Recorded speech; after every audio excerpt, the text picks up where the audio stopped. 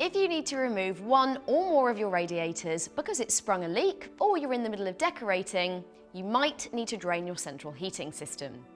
It is possible to do this yourself with the right tools and knowledge, but if it seems too challenging, we have gas-safe registered engineers who can help. Just click the link below to book in a date. If you still want to go ahead and do it yourself, we'll guide you through step by step. Okay, first, let's turn off your heating system at the boiler and allow everything to cool down. This can take up to an hour if you've had the heating on high. Now we need to turn off the water supply. To do this, locate your home's stop tap. It looks like this.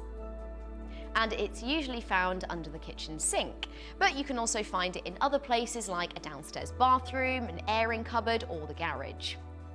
Once you've found it, turn it clockwise to shut off the water supply to the central heating system. This prevents the system from refilling when we start draining it.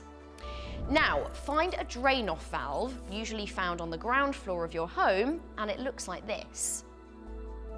Attach a hose pipe to it using one of these. A hose clip, also known as a Jubilee clip. You can pick one of these up in most DIY stores. Now, ideally, you need to be able to drain the system water to the outside directly into a foul drain via the hose pipe. If you don't have an outside drain available, you can use a bucket or a sink, but you will need to make sure that you periodically shut off the valve to avoid any water overflowing. Okay, so once you're ready, you can start draining your central heating system. With one end of the hose securely attached to the drain-off valve, and the other end leading into a foul drain, go back inside and open the drain-off valve head by turning it counterclockwise like this. You should now hear water start to run through the hose.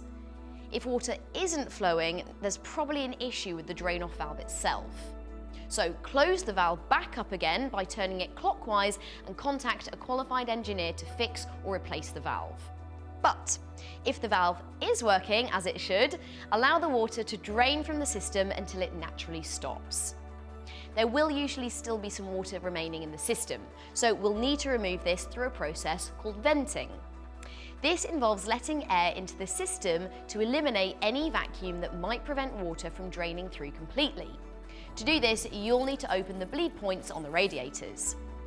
Using a bleed key, which looks like this, start with the upstairs radiators.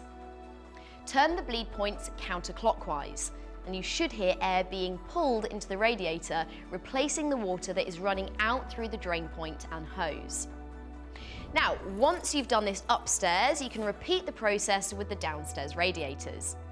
Then monitor the water flow coming out of the drain hose until the water stops flowing. Now, close the drain-off valve and all the radiator bleed points, then remove the hose. Okay, turn the stop tap back on slowly. If your boiler or system is pressurized and has a pressure gauge like this, then you'll need to top up your system pressure. To learn how to do this, click on this link here. Finally, once you've topped up your system pressure, you'll need to bleed your radiators to remove any excess air. Again, you can find out how to do this here.